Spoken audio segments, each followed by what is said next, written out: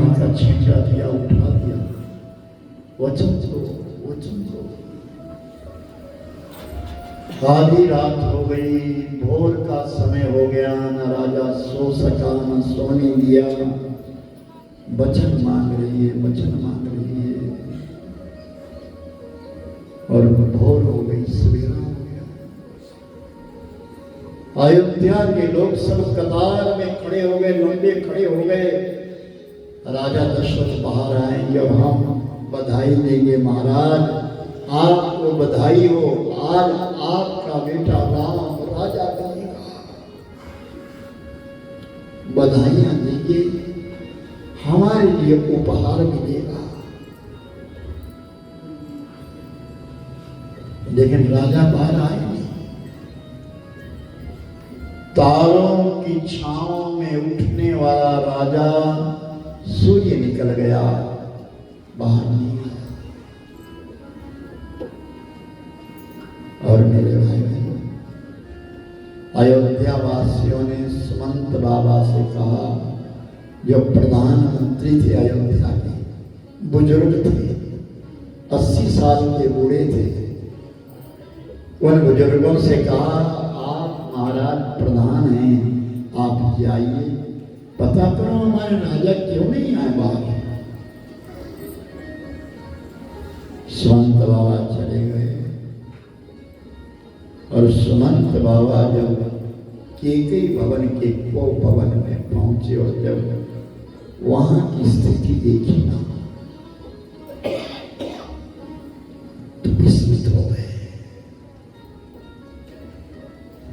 ये क्या हुआ? राजा को मूर्छा आई है, धरती पर गिरे हैं। तो सुमंत बाबा ने केकई से पूछा, मां मेरे राजा को क्या हुआ? तो बड़ी कठोर बन करके कहती, कुछ नहीं हुआ, जाओ राम को लेकर के आओ। सुमंत बाबा बाहर आ गए। लोग पूछते हैं, बाबा बताओ क्या बात है, बताओ क्या बात? सब ठीक है, अभी बताता हूँ, सब ठीक है। सबको धैर्य दिया और राम के भवन चले गए। और जैसे राम के भवन गए और राम जी का दरवाजा जब खटखटाया तो अंदर से सीता मैया आई। और सुमंत बाबा को देख करके सीता मैया ने तुरंत अपना घूंघट आगे कर दिया और सुमंत बाबा के चरणों में प्रणाम कर दिया। सुमंत बाबा कहते, बेटी तू मेरे चरणों में प्रणाम क्यों कर रही है? थोड़ी देर में तू अयोध्या की महारानी बन जाएगी। मैं तो तुम्हारा सेवक हूं, मेरे चरणों में प्रणाम क्यों कर रही है? तो सीता मैया ने कहा, बाबा मेरी माँ ने ये शिक्षा दी थी कि घर में कोई बड़ा बूढ़ा बुजुर्ग आ जाए तो चरण छू लेना, तेरे लिए पुण्य मिलेगा।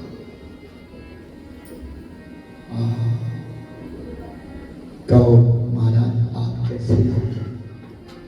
राम कहाँ है? मुझे राम से मिलना है, अभी बुलाती।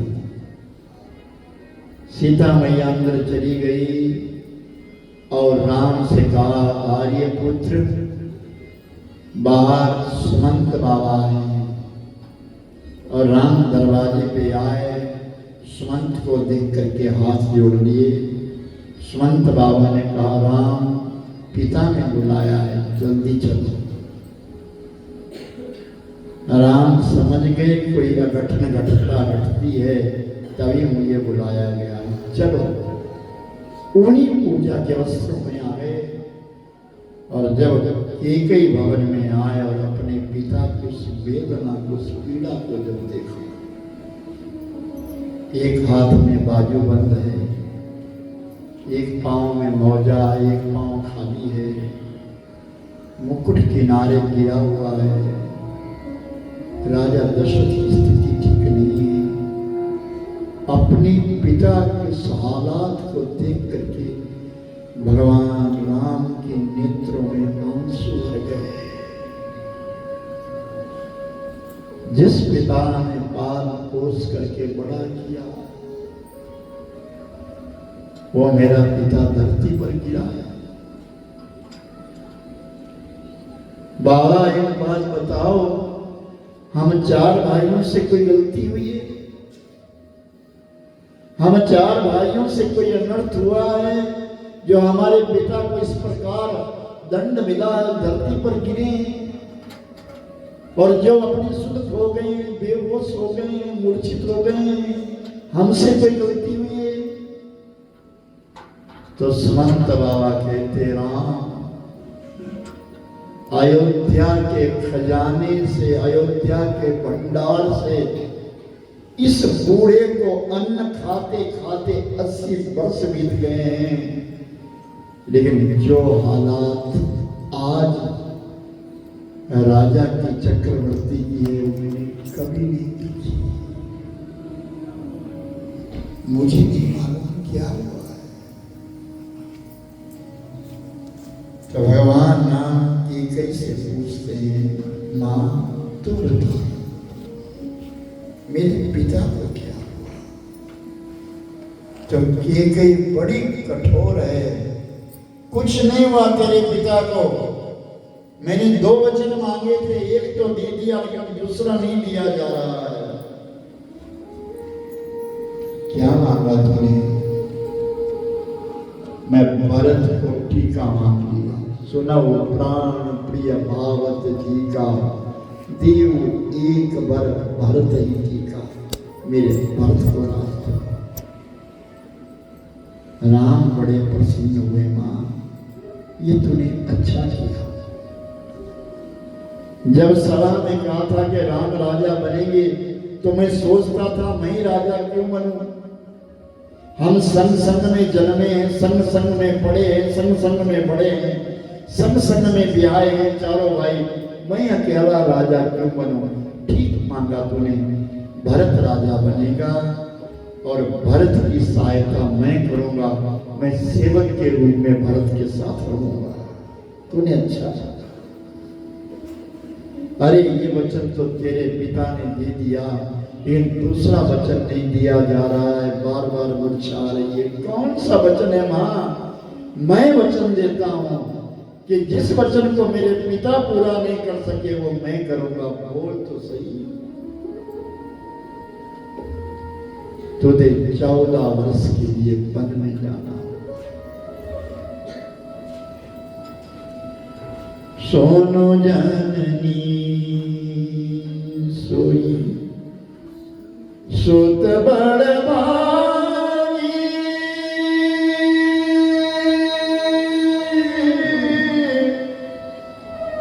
मातु पितु बचन अनुरागी, मातु पितु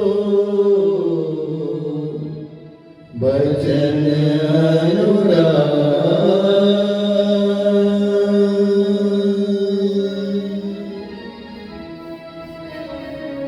सोनु जननी सोई सो सुत बड़ भागी,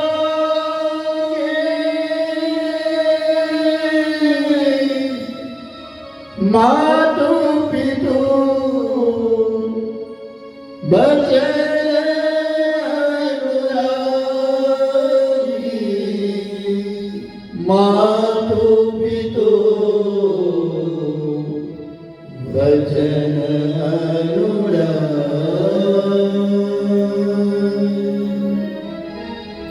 जननी सुन, आज मेरा दूसरा जन्म हुआ। एक जननी तो कौशल्या है, उस कौशल्या ने अयोध्या के राम को जन्म दिया, लेकिन दूसरी जननी तू है। बन के राम को तूने जन्म दिया। मैं अभी आया,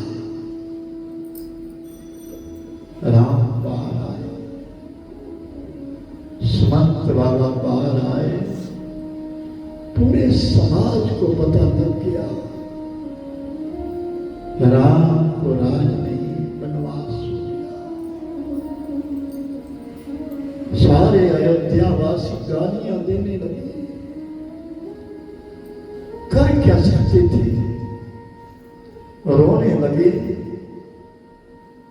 हमारे राम को वनवास हो गया। राम चले गए और अपनी मां कौशल्या के पास गए, जिसे कोई पता नहीं, और वो बैठी है और जैसे गए चरणों में प्रणाम किया तो एकदम पकड़ लिया और गोदी में बिठा दिया।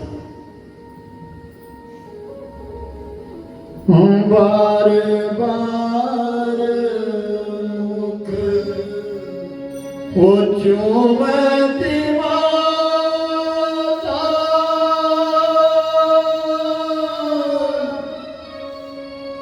नयन जल फूल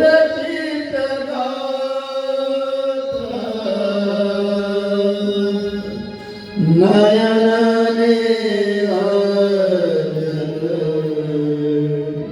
फूल की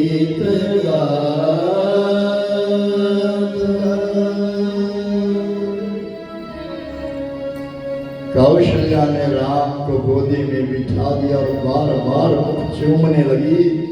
सुन राम, आज मैं पूरी रात सोई नहीं।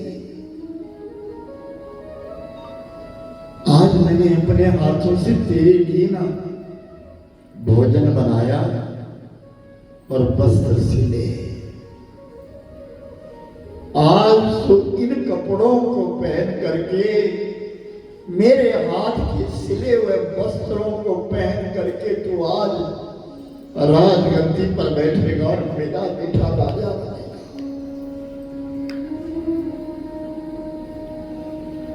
राम कैसे कहे कि तेरा बेटा राजा नहीं बता सकता? कैसे कहूं कौशल्या को?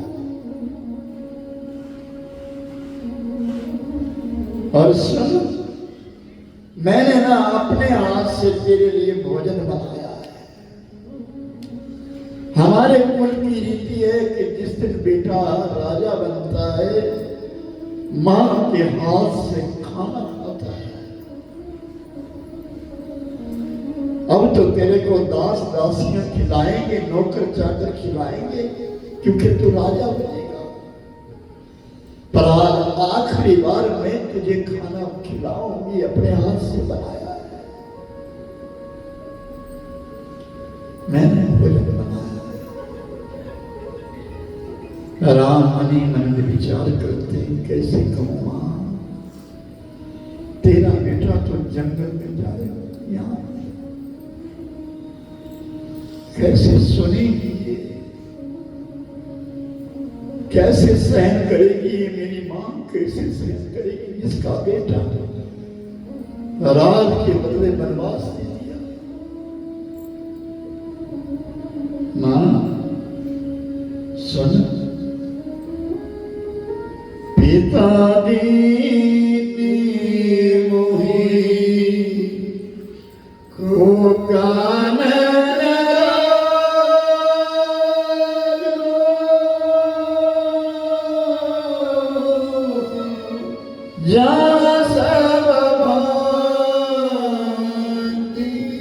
मोर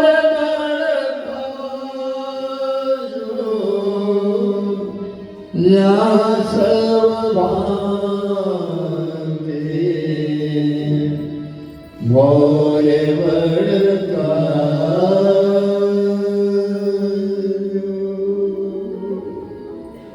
मां, पिता ने मुझे राजा बनाया है। हाँ तो बनाना ही तो था, तू ही तो राजा बनेगा, तू बड़ा है ना। अच्छा किया तेरे पिता ने तुझे राजा बनाया। पर मां, हमारा राज्य कोई छोटा थोड़ा है, बहुत बड़ा राज्य है। एक भाई वन में राज करेगा और एक भाई अयोध्या में करेगा। मेरे को राजा बनाया, लेकिन बन का राजा बनाया। कौशल्या समझ गई मेरा राम तो केकई भवन से आया है, उस केकई में चाल चलती और पति को वश में करके मेरे राम के लिए वनवास दे दिया। चुप हो गई कौशल्या, कुछ नहीं कहा, चुप हो गई, शांत हो गई।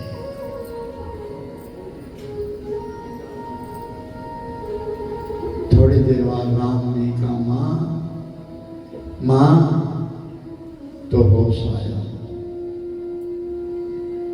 विचार करने लगी, अगर राजा दशरथ ने कहा होता ना तो मैं मना देती, पर ये तो तेरी प्रिय माता ने कहा है, इसलिए सुन, तू राम है, तेरे को मैंने जन्म दिया है। जे भी तुम्हारू वो कहो बन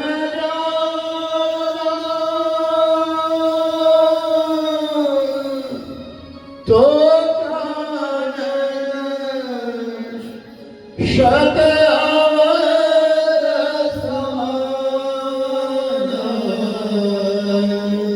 तो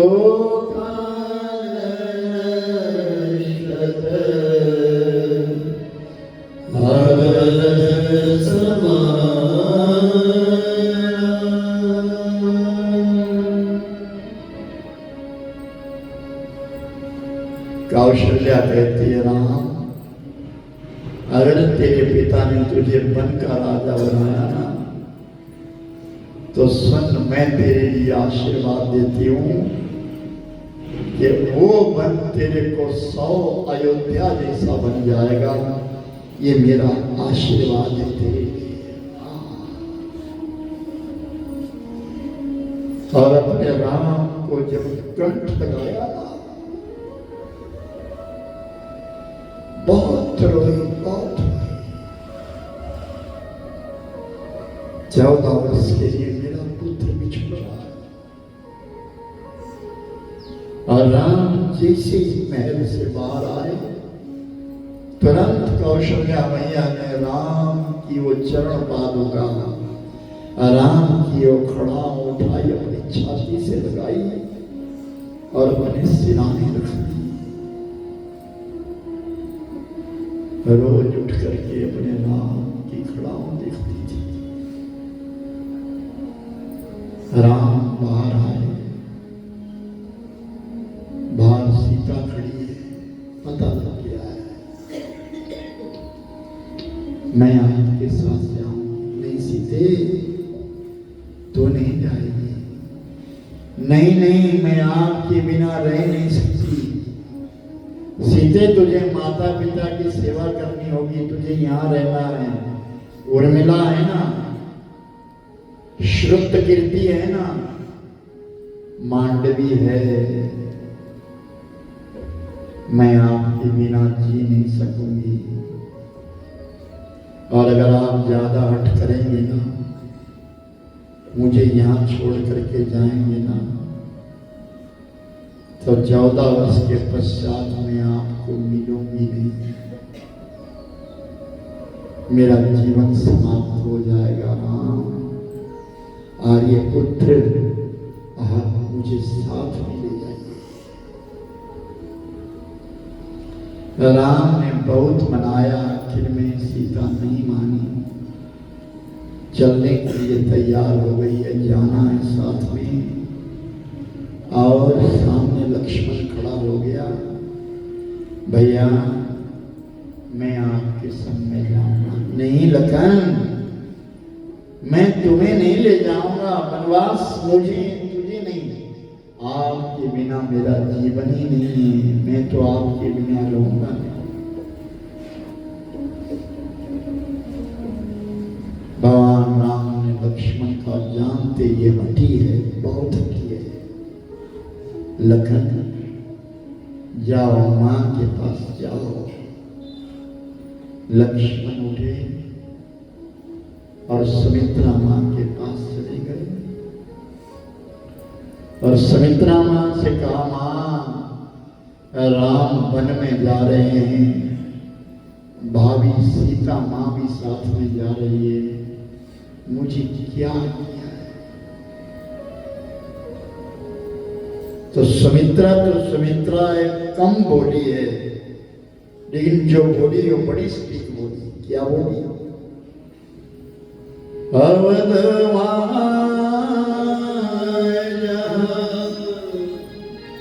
और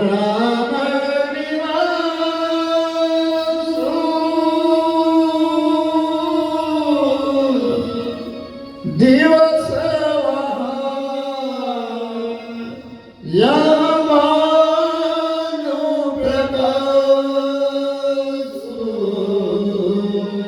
ओ दिवस भानु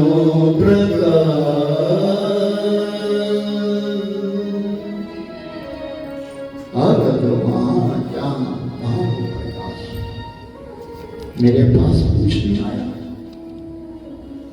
जहां सूर्य निकलता है वहां दिन होता है, जहां सूर्य नहीं होता वहां रात होती है। अयोध्या का सूर्य वन में जा रहा है तो अयोध्या यहां नहीं वन में है। तेरा यहां काम क्या है? मगर एक वचन देके जा, सपने में भी कभी राम और सीता के प्रति कोई वैर ना आए। तो लक्ष्मण भी लक्ष्मण है। कहते मां, सपना तो तब आता है जब कोई सोता है। तेरा एक पुत्र तुझे वचन देता है 14 वर्ष तक सोऊंगा भी। और लक्ष्मण सोए नहीं थे 14 वर्ष।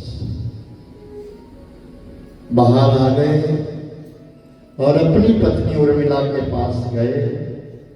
उर्मिला से कहा, उर्मिला राम बन जा रहे हैं, मैं भी सेवा के लिए जा रहा हूं।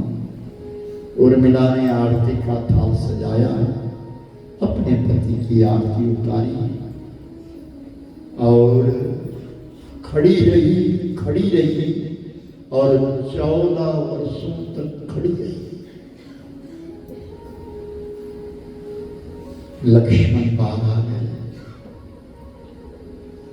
राम, लक्ष्मण और वैदेही तीनों राजा दशरथ से आशीर्वाद लेने के लिए कैकेयी भवन में चले गए।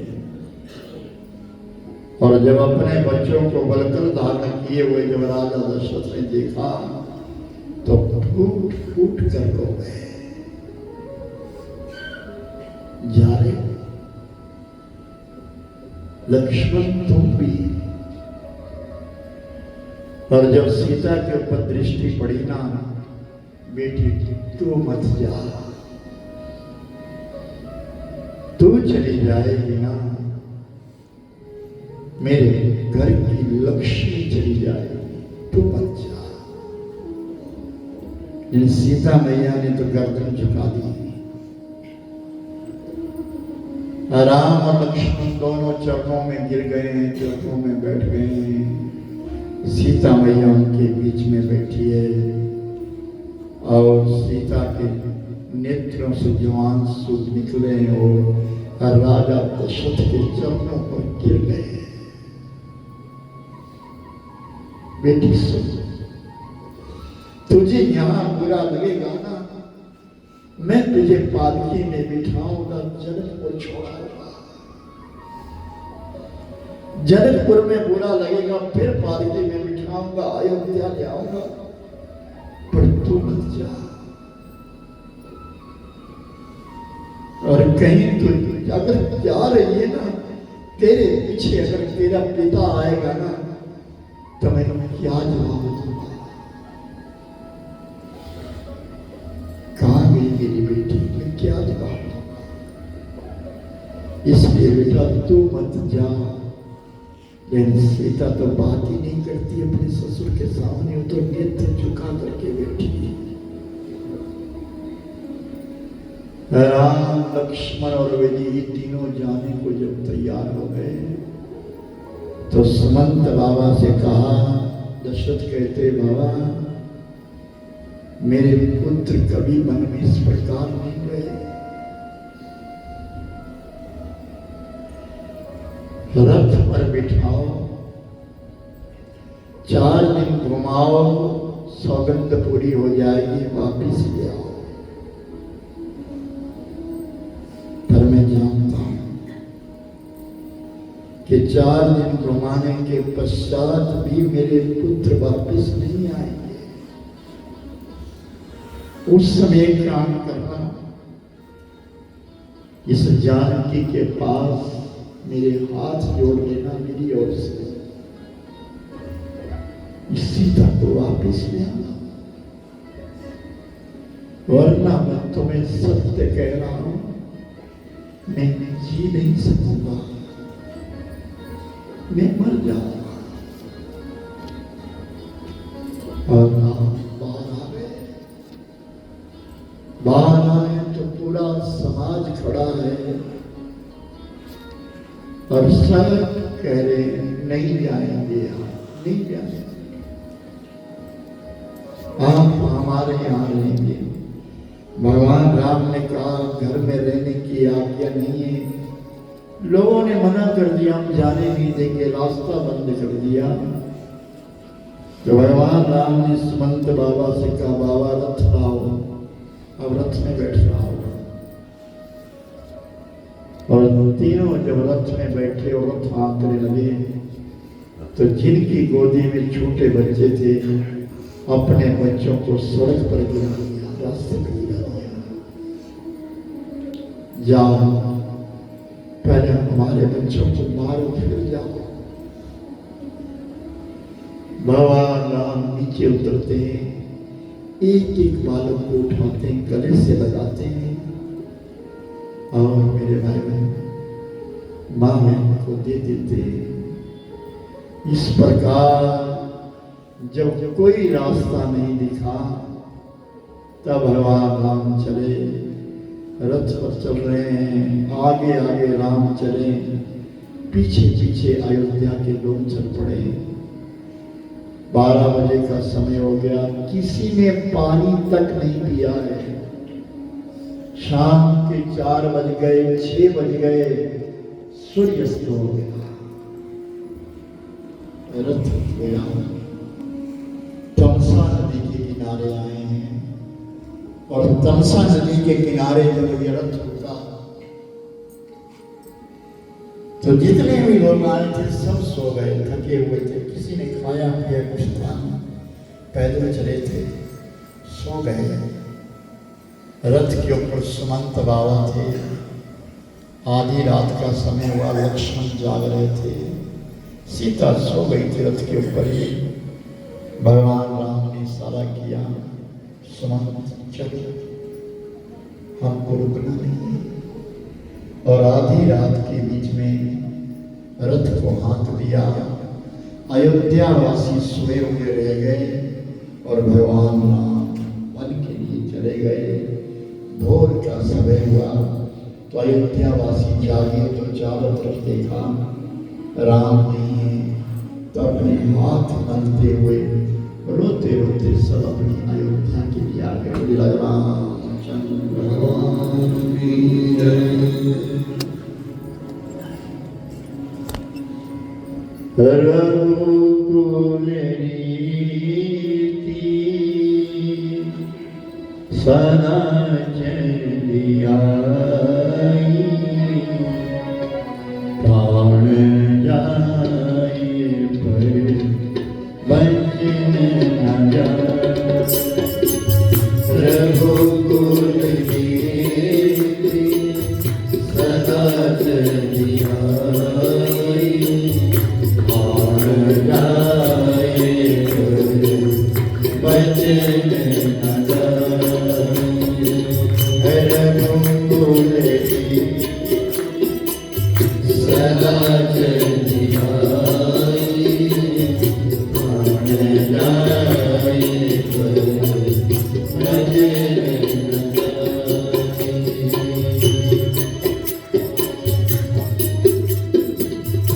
सदा चली आई,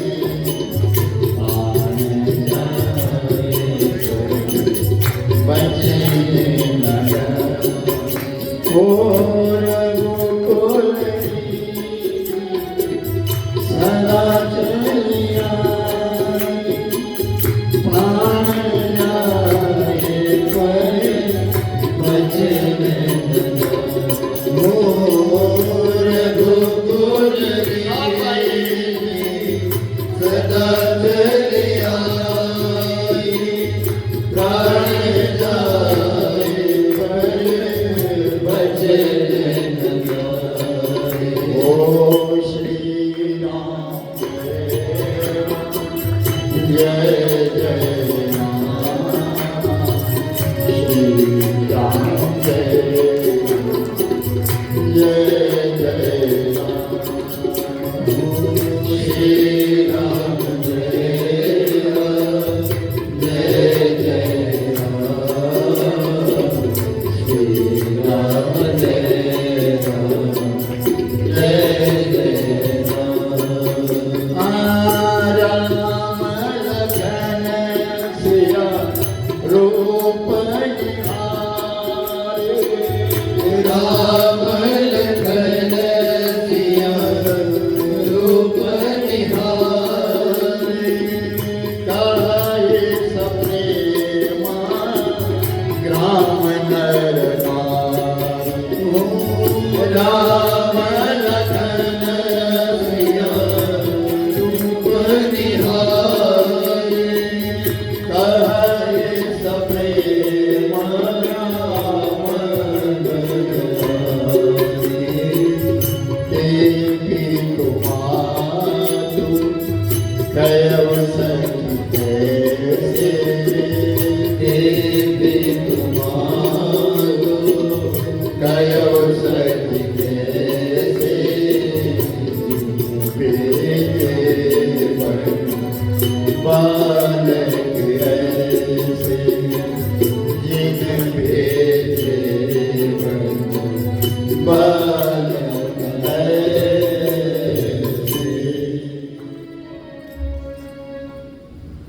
आज चौथे दिन के बीच में भगवान राम की यात्रा गंगा मैया के किनारे पहुंची और चौथे दिन के सायंकाल के बीच में भगवान राम ने गंगा जल का पान किया। लक्ष्मण और वैदेही ने गंगा जल पिया, प्यास बुझाई। बताइए हम आप लोग कौन हैं? भगवान के ऊपर भी विपत्ति आई। अयोध्या के सम्राट होकर के अपने राजकुमार को सुख नहीं दे सकते और गंगा मैया के किनारे एक गांव है जिसका नाम है श्रृंगवेरपुर। छोटी जाति के लोग रहते हैं, मछुआरे हैं, मछलियां पकड़ पकड़ करके बेचते हैं, लकड़ियां काट करके बेचते हैं, नौका में लोगों को बिठा करके आर पार कराते हैं। इस प्रकार की अपनी आजीविका है। उनके एक राजा है जिनका नाम है निषाद। लोग उनको कहते हैं गुरु द्रोह। कहते हैं कि अच्छी बात जल्दी नहीं पहुंचती, लेकिन बुरी बात बहुत जल्दी पहुंच जाती है। राम जी के लिए वनवास हुआ तो मेरे भाई बहन वो खबर एकदम फैल गई, चारों दिशाओं में वो खबर फैल गई और उन निषादों को भी पता लग गया है कि राम को वनवास हो गया है। तो किसी भिरनी ने देखा कि गंगा मैया के किनारे कोई रथ खड़ा है।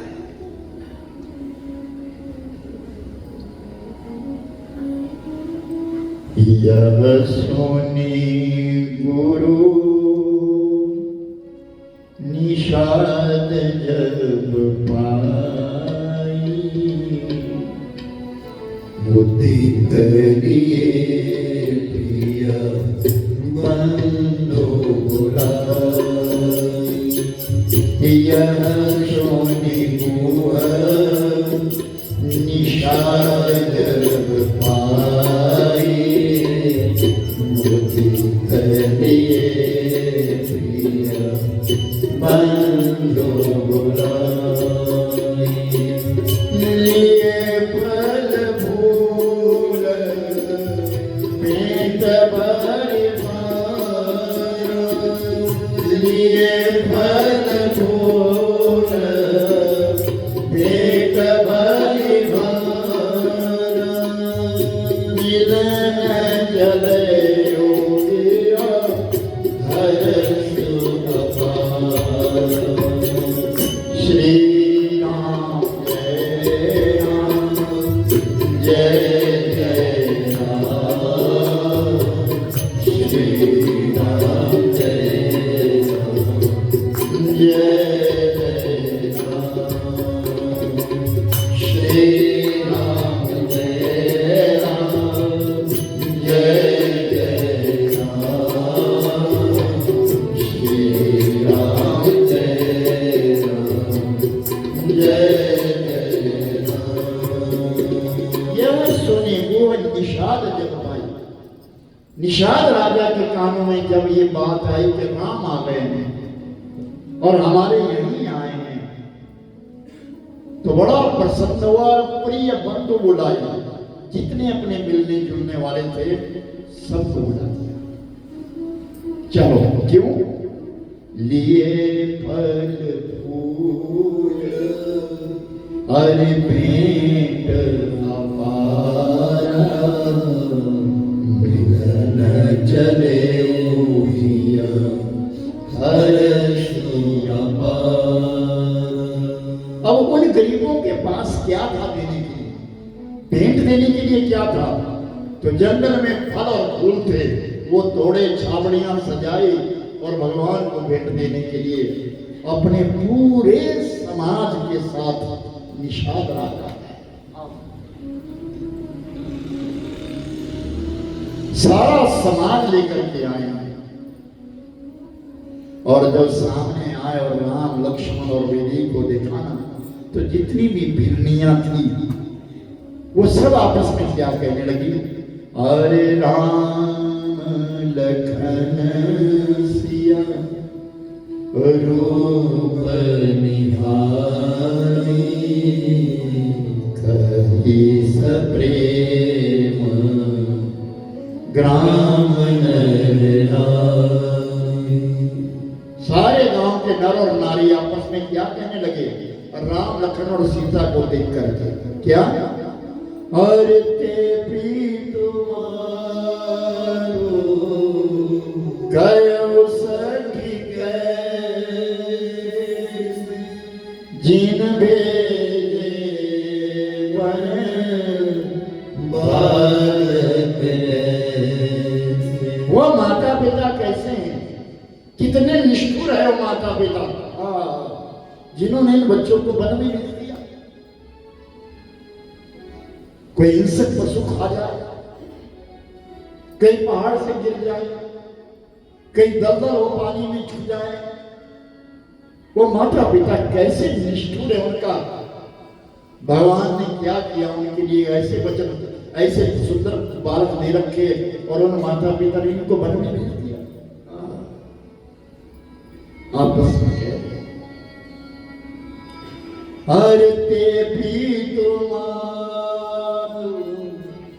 गयो सखी कैसे जिन भेजे वन बालक ऐसे। तो निषाद राज ने कहा, महाराज आइए, यही संग में मेरा गांव है, आप मेरे घर चलिए। हम है तो निषाद, लेकिन आप चलेंगे ना तो हमारे लिए अच्छा लगेगा। भगवान राम ने कहा, राजन, पिता की आज्ञा गांव में रहने के लिए, किसी के घर में रहने की आज्ञा नहीं है, वन में रहने की आज्ञा है। तो निषाद राज ने अपने सेवकों से कहा, कुटिया निर्माण करो।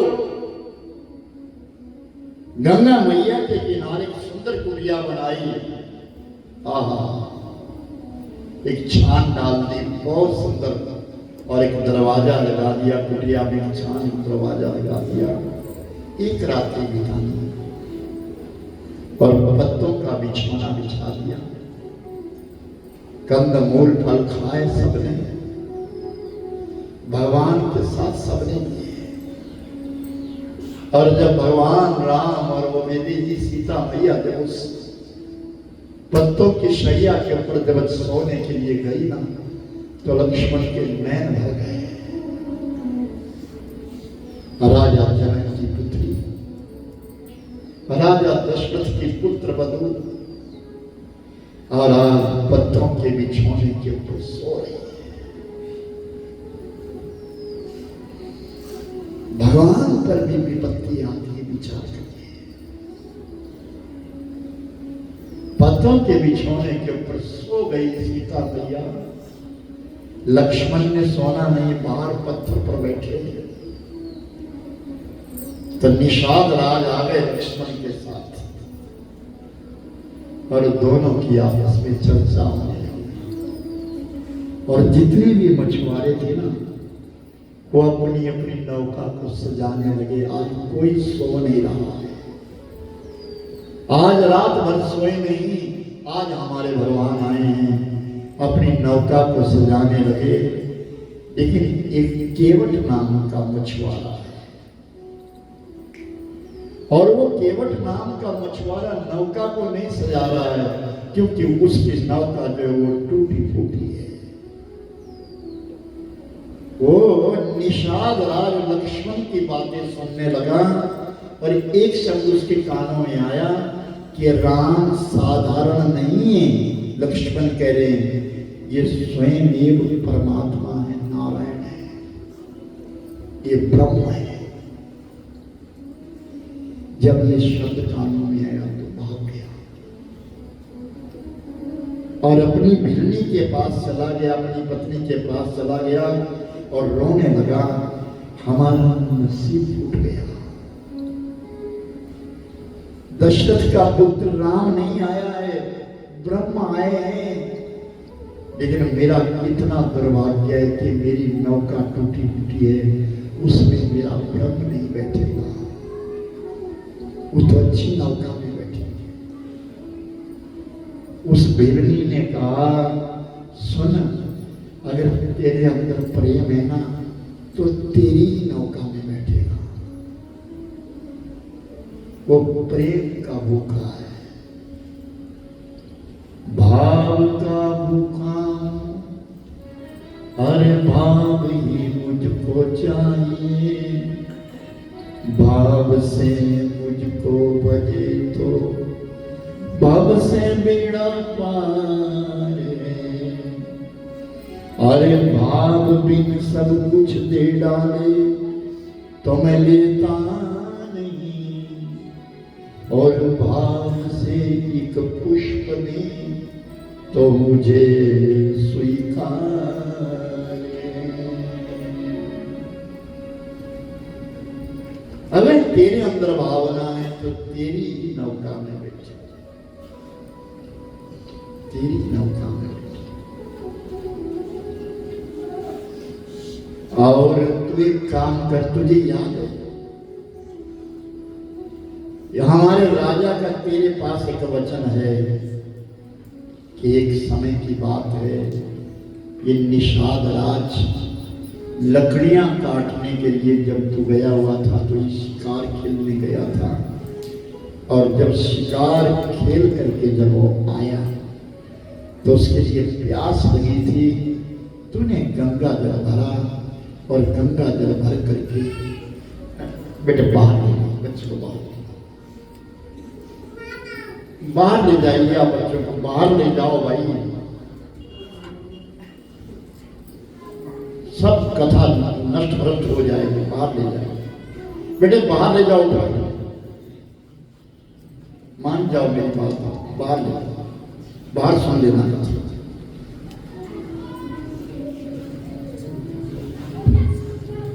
अगर तेरे पास निषाद राज को तूने उस समय पानी पिलाया था, मन शीतल हो गया, तो निषाद राज ने कहा तूने मेरे हृदय को शांति दी है, केवट मां क्या मांगना चाहता है, जो तू मांगेगा मैं दूंगा, वचन देता हूं तेरे लिए, वो वचन तेरा दरबार है, आज मांग ले। क्या मांगना? ऐसा मांग कि इस घाट पर नौका रहे तो केवल केवट की रहे और किसी की ना रहे।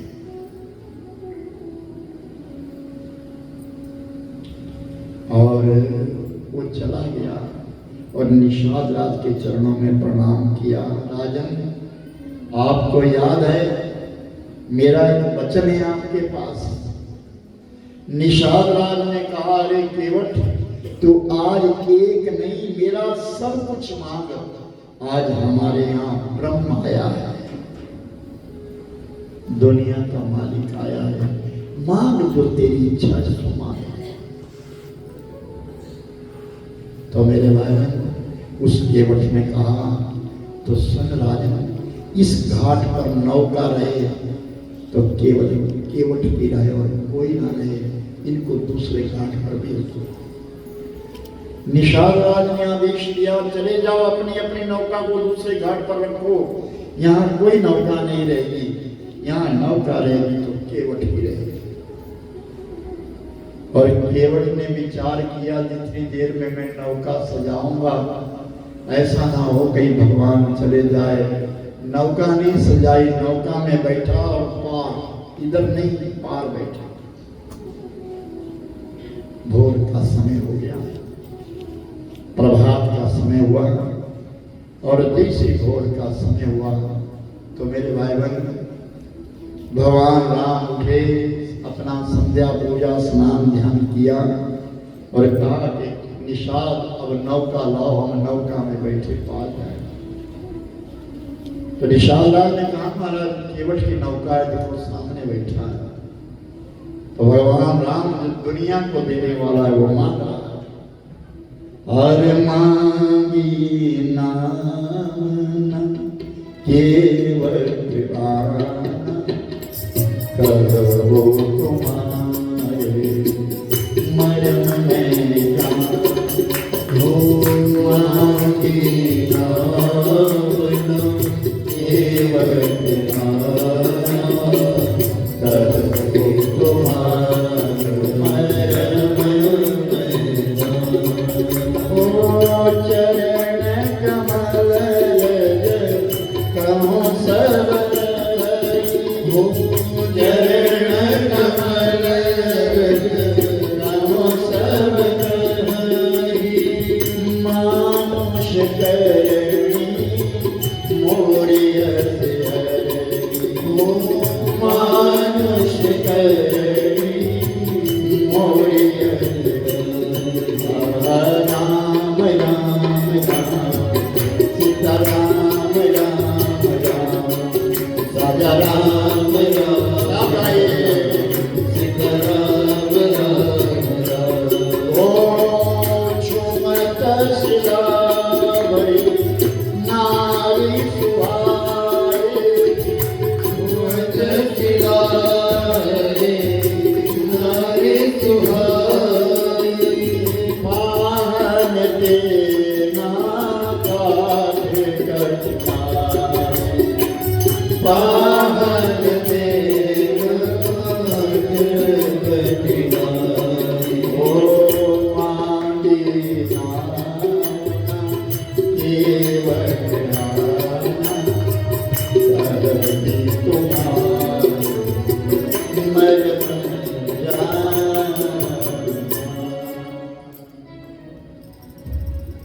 हर मांगी नाम केवट आना, मैं आपको अपनी नौका नहीं दूंगा।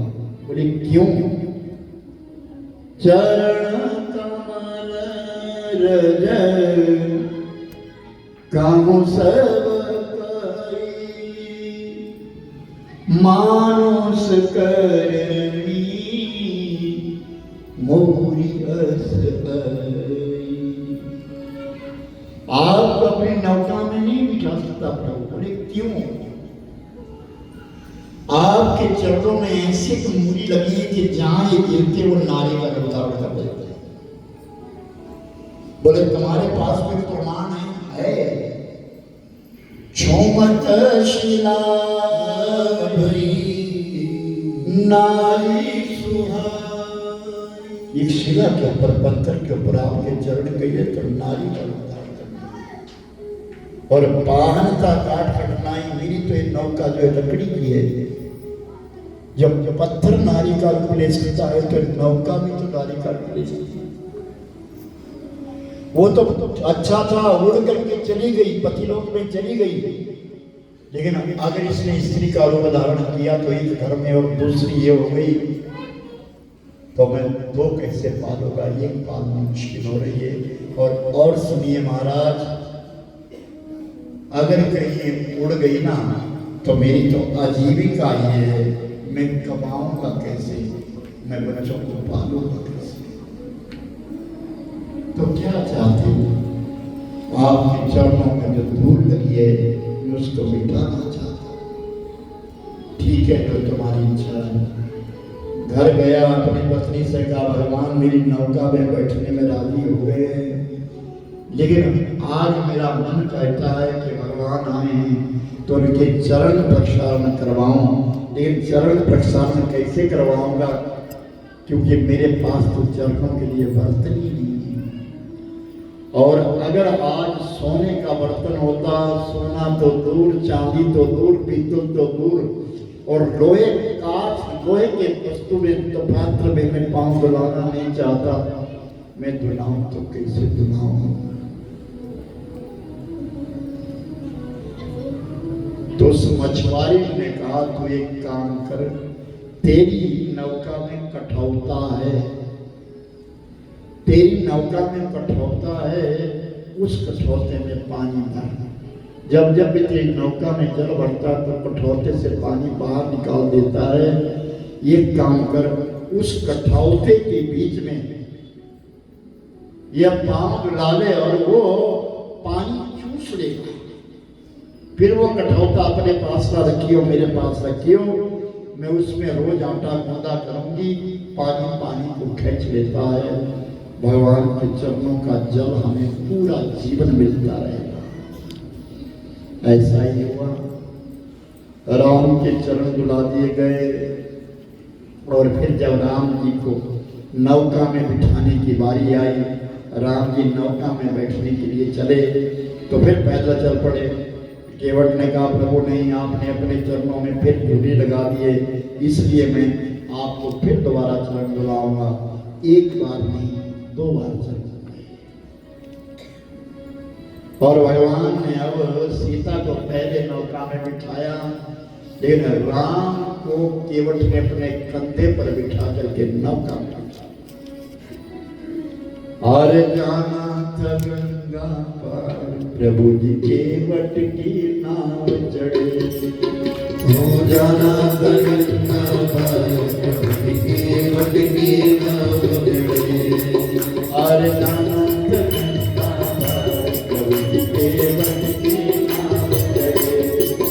हो जाना था गंगा पार, प्रभु जी केवट की नाव चढ़े। और कभी भक्तों से काम पड़े, कभी कभी भगवान को भक्तों से काम पड़े। और जाना था गंगा पार,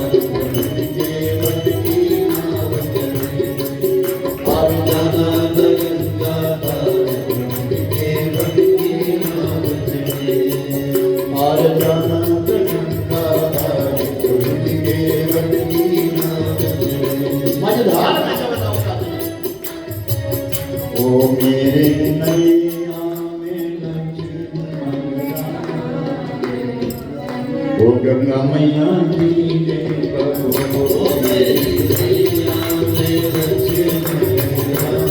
गंगा मैया धीरे बहो धीरे बहो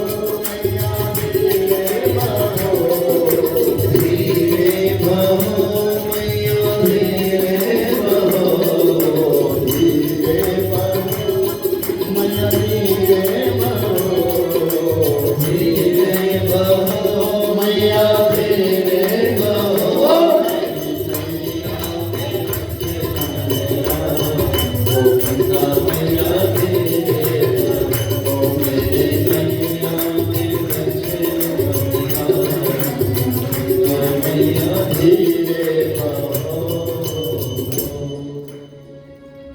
मझधार में जब नौका गई तो चप्पू चुराना छोड़ दिया, भगवान के चरणों में बैठ गए।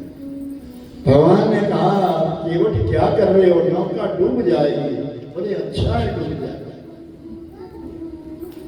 मैं जानता हूं कि जिस नौका में मेरे राम है वो नौका कभी डूबेगी नहीं। अरे बड़े रघुनाथ किनारे लाओ नैया, हरे रघुनाथ किनारे लाओ नैया, हरे रघुनाथ। मेरी नैया को पार लगाओ, ओ हरे रघुनाथ किनारे लाओ नैया, ओ हरे किनारे लाओ नैया, ओ हरे रघुनाथ। सरयू के तीरे जो दया गई, सरयू के तीरे जो दया गई, वहाँ में बसे राम लक्ष्मण मैया, लक्ष्मण मैया, ओ हरे रघुनाथ किनारे लाओ नैया, ओ हरे रघुनाथ किनारे लाओ नैया, ओ हरे रघुनाथ।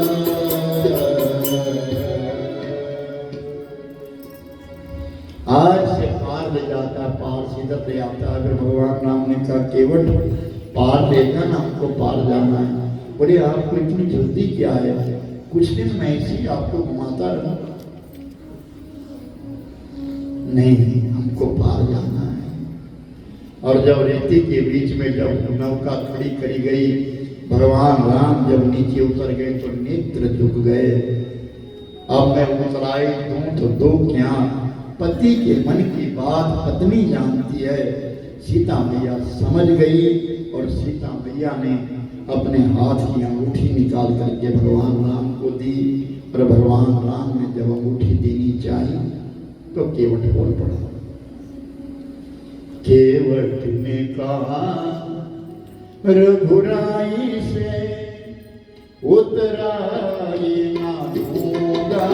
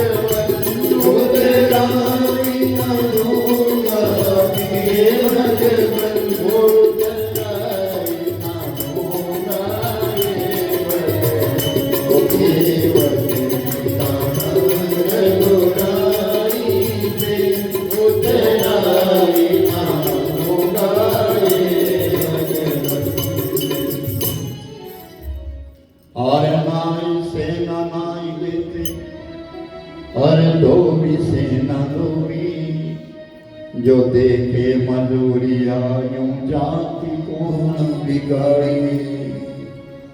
प्रभु आया पूरे घाट तो मैंने पार उतार देने, जब आऊंगा तोरे घाट तो पार हुई उतारियो। जब तेरे घाट आऊंगा तो मुझे पार कर देना। अब ये मैं गंगा का इधर नाविक हूँ, गंगा पार मैंने करी, भवसागर के नाविक आप हैं, भवसागर से पार आप करना। अब भगवान राम ने फिर जब आगे जाना चाहा तो निषाद राज ने कहा प्रभु मैं भी आपके संग में जाऊंगा, जहाँ आप ठहरेंगे आपको कुटिया का निर्माण करके दूंगा और सेवक साथ में लीजिए। भगवान राम की यात्रा चली गई, त्रिवेणी के संगम पर स्नान किया, भरद्वाज मुनि का आश्रय लिया, आगे चित्रगढ़ चले गए ऋषि वाल्मीकि आश्रम ऋषि वाल्मीकि के जाकर के पूछा अब हम कहाँ रहे। ऋषि वाल्मीकि ने कहा सामने चित्रकूट है, इस चित्रकूट पर्वत के ऊपर कामल पर्वत है, यहाँ जाकर के तुम निवास करो, वहाँ तुम्हें अच्छा होगा। भगवान राम चित्रकूट में चले गए और उन मछुआरों ने सुंदर कुटिया का निर्माण कर दिया, लौट करके वापिस आ गए और उन्हें देख करके फिर सुमंत बाबा अपनी अयोध्या के लिए वापिस हो गए। बोले रामचंद्र भगवान जय। आज इस कथा को 5 दिवस हो गए।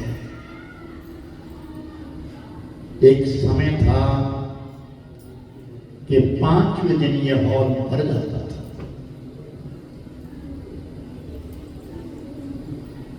आज मेरी समझ में बात नहीं आती कि हमारी कथाओं में कोई कमी हो गई या हमारी भक्ति में कोई कमी हो गई।